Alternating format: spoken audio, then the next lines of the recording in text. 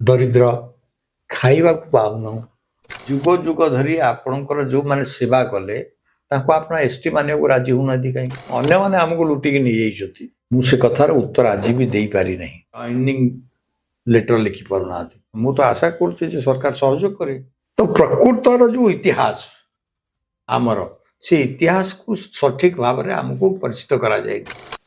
नमस्कार मु लोपामुद्रा विभिन्न समय आम नीतिदिनिया खबर विषय आलोचना किंतु आज आलोचना टिके भिन्न आम सहित आलोचना करने चर्चा अच्छा बीजेपी प्रमुख प्रवक्ता रही सज्जन शर्मा एवं वर्तमान से विश्व ओडिया परिवार कार्य करुछंती तेबे आमे तांको सहित विभिन्न प्रकार चर्चा आलोचना करबा तेबे प्रथमे आमे तांको सहित आलोचना करबा जेहेतु से वर्तमान सर आपण विश्व ओडिया परिवार रे अछंती एवं ता पई कार्य करूछंती आपनकर विश्व ओडिया परिवार रो जो कार्य रहिछि प्रमुख कार्य कोन रहिछि ए कथा होछि गोटे कथा अनुभव आमे कलो जे आम पाखरे जहा अछि माने आम संस्कृति आमर साहित्य आमर सामर्थ्य एटा विश्व दरबार में आम ठीक भाव उपस्थापित कर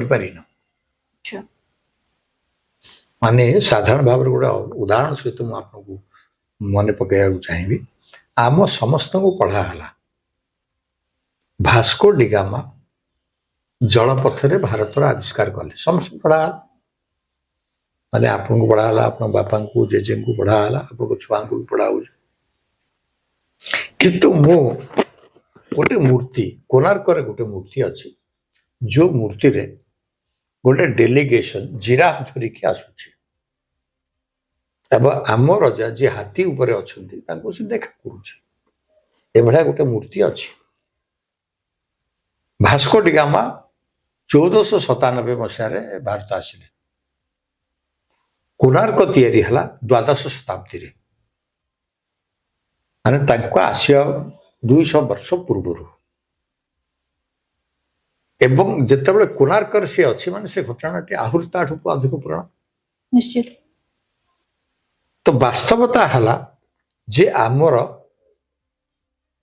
पश्चिम दुनिया सहित बहु पुरातन संपर्क किंतु किंतु आमको से दृष्टि पढ़ा जाई नहीं भूल तथ्य दिया जाइछि आम बाबद कह जे आमे हूँ गरीब दरिद्र खाइबा पाऊन बिना खाद्य मरी जाऊ एमती गोटे प्रचार करा तो वास्तव में दुनिया को आमे जहाँ देइछु आज भी आम जेते पर्वपर्वाणी रे विभिन्न समय जेति प्रकार पिठा जेति प्रकार मिठा जेते प्रकार व्यंजन अच्छी ये बहु विश्वर बहु जाति मान पाखे नहीं तो गोटे समृद्ध अंचल समृद्ध माने ये माने आमे दायाद से कथा को ठीक पुणी उपस्थापित करने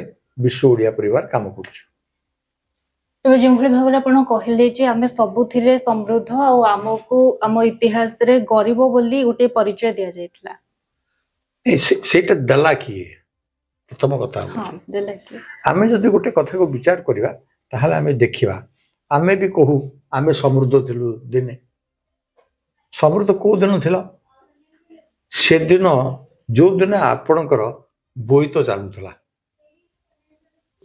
जो दिन आपणकर पूर्वपुरुष माने व्यवसाय करुले साधव पुओ साजिके बोईतर देश विदेश यात्रा करुले मुझे आपन को आउ गोटे विषय कहया चाहिए अनुभव कथा ओडिशार सबुठ पछुआ अंचल ओडिशार सबुठ पछुआ वर्ग रो माँ दिने ता देहरे किलो किलो रूपा गुड़ा होता माने गोड़ आंगुठी ठारू आरंभ करके मुंड पर्यंत किलो किलो आ सबुठ पछुआ अंचल जहाँ को आप ट्राइबल अंचल कहीपे आउ ये अंचल जहाँ को आपण बाउराणी कहीपारती सबुठ पछुआ वर्गर से देहर माँ देहर से मो मन प्रश्न उठिला जे वास्तव में केतबे आसला गुड़ाक केमिति आसला आम माँ माने बा आमर से पूर्वज मैंने लुटिकी आनिबार इतिहास कोठी नाही केही केबे अभियोग करि नाहंती जे आमे लुटिकी नहीं आसिलु बरं अन्य माने हमको लुटिकी नहीं जाइछथि तो आसिला को बाटरे दिने खबर कागज पढ़ू पढ़ू गोटे संवादटीए मो दृष्टि आकर्षण कला जे कमार मानकर गोटे सभा होला एवं सेथरे से कहले जे आमको एसटी तालिकाभुक्त करा जाऊ अनुसूचित जनजाति तालिकाभुक्त करा जाऊ मो मन प्रश्न उठिला मुझे धैली मुझे हे र भाई ये की कथा अन्य झमेला तो तुटू नहीं तुम्हें नुआ झमेला कहीं सृष्टि कर सजन भाई गोटे कथा बुझी दौना कौन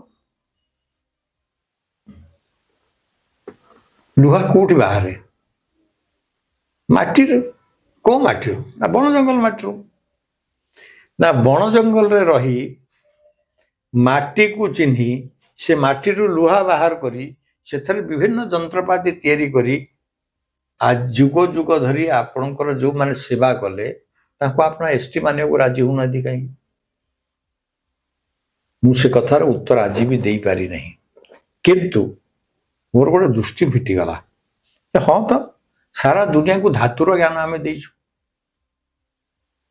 सारा दुनिया को तंबा कंसा पितल सब प्रकार धातु आम दुनिया को देचु आमे आज जहा को जाति कहूचु से माने तो मैन्युफैक्चरर थिले से माने जो जिनस उत्पादन करुले से जिनस ही बोईतर लोड होकर विदेश को रप्तानी हो जाऊला एवं से जो रप्तानी हो जाऊला ता प्रतिबदल रूपा और सुना होकर आम राज्य को फेरला तो प्रकृतर जो इतिहास आमर से इतिहास को सठिक भाव में आमको परिचित करा जाएनी कोणार्क गोटे घटना आप मन पकड़ा चाहिए आज कहते जो माने modern high heel modern frock ये जो जते कथा कह जाउछि कोणार्कर मूर्ति मानक से गुड़ा अच्छी कोणार्कर मूर्ति मानक से सब ड्रेस अच्छी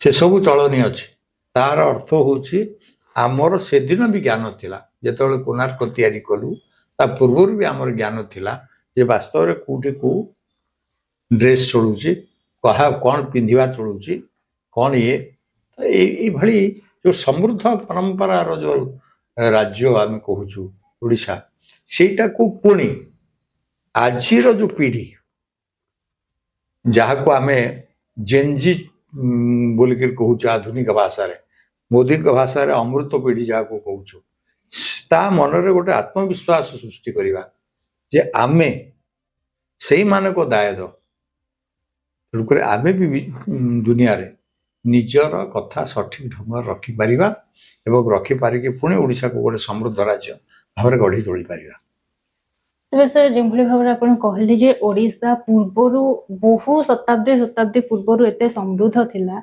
आउ वर्तमान रो कथा जदि देखिबा जे ओडिशा जदि से समय रे एते समृद्ध थिला वर्तमान एते डेभलप हबा परे बा एते मॉडर्नाइजेशन सहित आम परिचित हबा परे भी ओडिशा भी बहुत राज्य ठू पछुआ कहीं अच्छे नहीं जोड़ा तीनटा कथा मु आपन कहदा पई जाय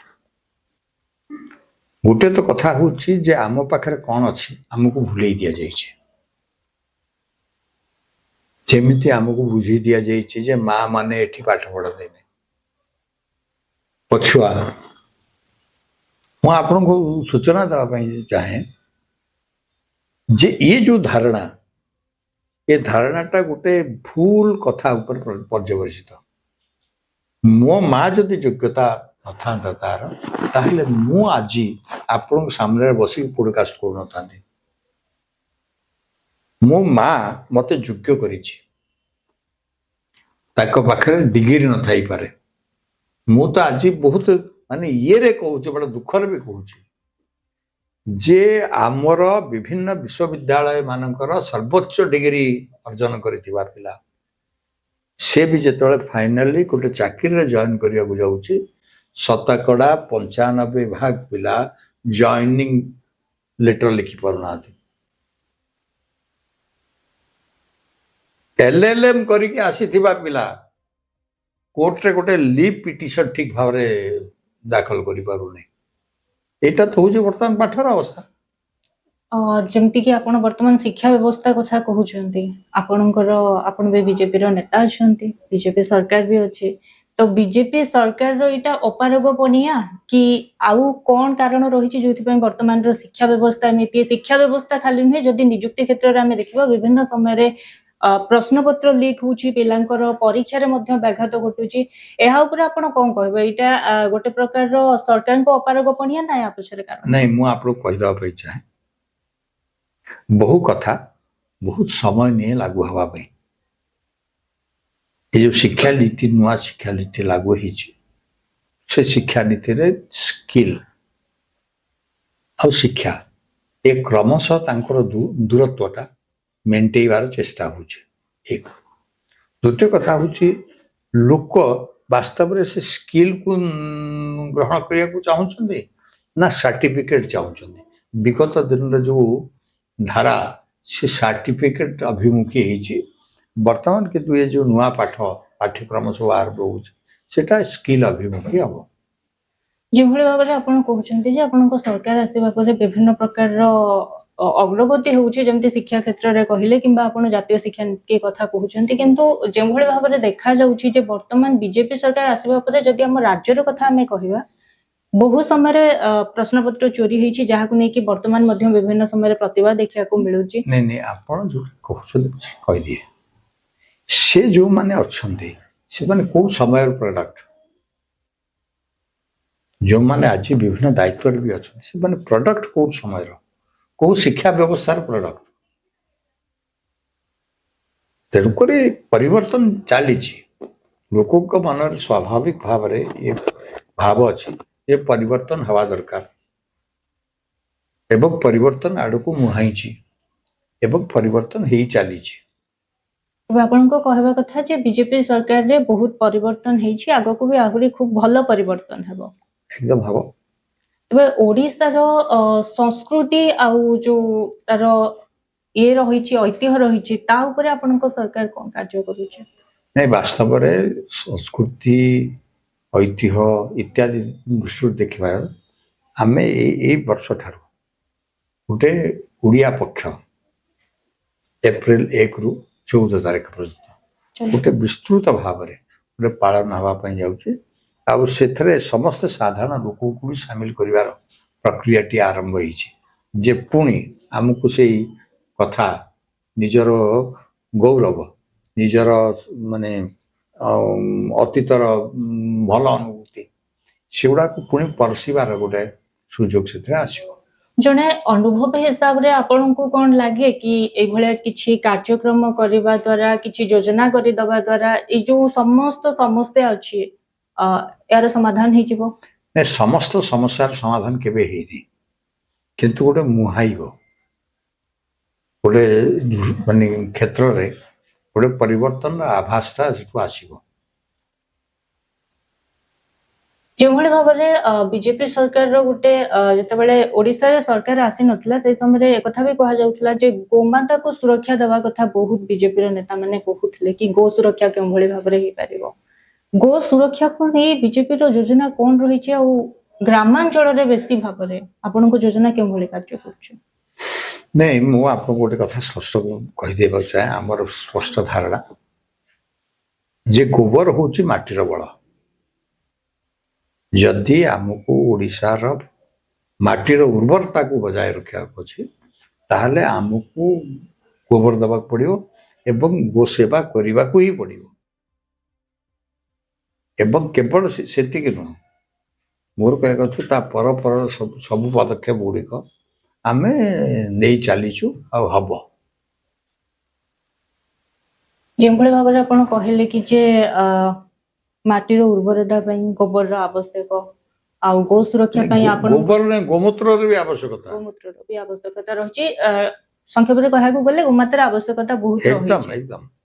ତେବେ ଯଦି ଆମେ ଗ୍ରାମାଞ୍ଚଳର କଥା ଦେଖିବା, ବିଭିନ୍ନ ଗ୍ରାମାଞ୍ଚଳ ଏଭଳି ଅଛି ଯାହାକି ବିଭିନ୍ନ ସମୟରେ ବିରୋଧୀ ମାନେ ମଧ୍ୟ ଉଠାଇଛନ୍ତି ଯେ ଯୋଉଠିକି ସରକାରଙ୍କ ଯୋଜନା ବର୍ତ୍ତମାନ ପର୍ଯ୍ୟନ୍ତ ମଧ୍ୟ ପହଞ୍ଚି ପାରୁନି, କିନ୍ତୁ ସରକାର କେବଳ କାର୍ଯ୍ୟକ୍ରମ କରୁଛନ୍ତି।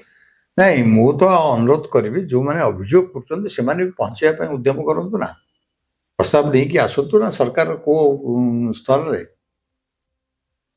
ଏବଂ ସେଇମାନେ ସହଯୋଗ କରନ୍ତୁ ଯେ କାହାକୁ ଘର ମିଳେ ନାହିଁ, କାହା ଘରେ ବିଜୁଳି ଲାଗିନି, ସରକାରଙ୍କ ପାଖରେ ସେ ତଥ୍ୟ ଉପସ୍ଥାପନ କରନ୍ତୁ। ମୁଁ ତ ଆଶା କରୁଛି ଯେ ସରକାର ସହଯୋଗ କରିବେ।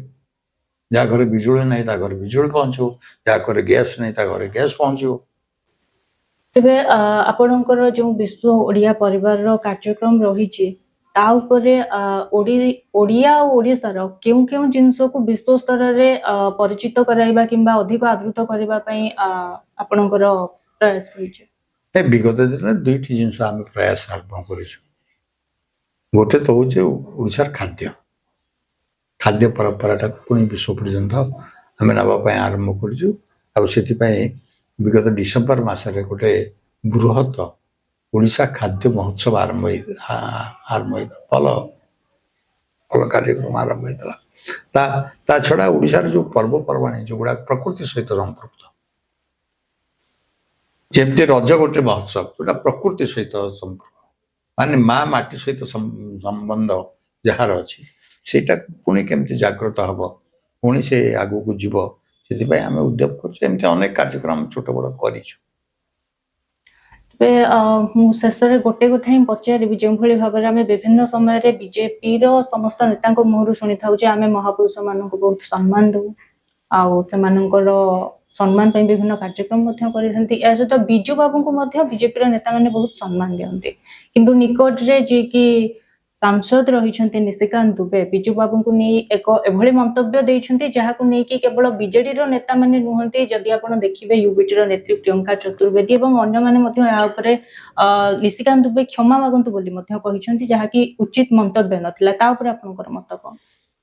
ନାଇଁ, ସେ ନିଶିକାନ୍ତଙ୍କର କେତେ ବକ୍ତବ୍ୟ ଶୁଣିଛନ୍ତି,